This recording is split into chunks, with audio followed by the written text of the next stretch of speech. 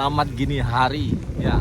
Udah lama nggak upload video sih ya. Cuman ini mau iseng-iseng aja yang pertama kali untuk tahun 2025. Saya bukan lagi di Bali, apalagi di Hawaii. Ini bukan di Hawaii, ini nggak jauh, hanya di sekitar Jakarta aja. Tapi bukan Jakarta juga sebenarnya, karena ini letaknya di Tangerang.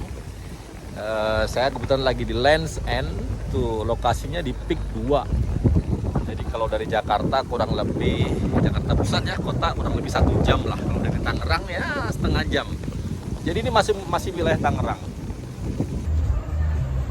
Tempatnya nyaman kalau Anda mau sekedar kongko-kongko atau mau kulineran, anak-anak main anak-anak juga kalau main pasir juga bisa di sini. Kalau mau team building juga sepertinya bisa ya. Apalagi kalau mau team buildingnya bertema pasir-pasiran. Oke. Ya. Nah, tema hari ini saya explore. Jadi explore, kita nggak usah jauh-jauh dulu, ternyata di sekitar Tangerang juga kita bisa explore. Kita bisa berbuat banyak juga, kita juga bisa belajar banyak juga. Ya gitu, kadang-kadang kita berpikir kalau kita mau explore, mau kemana ya, harus jauh-jauh dulu gitu kan.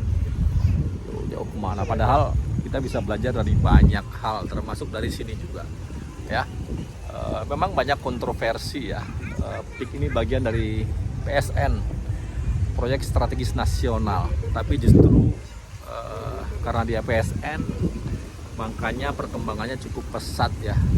Sebagai daerah yang memang dipersiapkan oleh pemerintah untuk menjadi tujuan utama destinasi bisnis dan lain sebagainya, maka tempat ini menjadi tempat yang sangat strategis buat kita ketemu klien, kita belajar, kita mengeksplor banyak hal ya. Nah, jadi kurang lebih seperti itu. Belajar dari PIK itu sendiri, kalau kita bicara tentang Jakarta, kita bicara tentang Tangerang, mereka nggak punya resource bagus ini. Mereka gimana caranya mereka bisa membuat tempat seindah ini juga nggak gampang buat mereka. Tapi kalau kita belajar dari mereka, karena ini tadi saya bilang sebagai proyek strategis nasional gitu kan, jadi mereka impor segala sesuatunya. Pasir putihnya mereka kirim dari satu tempat di Indonesia juga. Resource lainnya ya kan, pohon-pohon kelapa nggak ada aslinya di sini. Jadi mereka impor juga dari tempat entah dari mana ditempatkan di sini. Investornya yang paling utama. Mereka juga pasti datangkan dari, ya kita sudah tahu juga ya kan. Nah, artinya apa? Kita pun juga kadang demikian.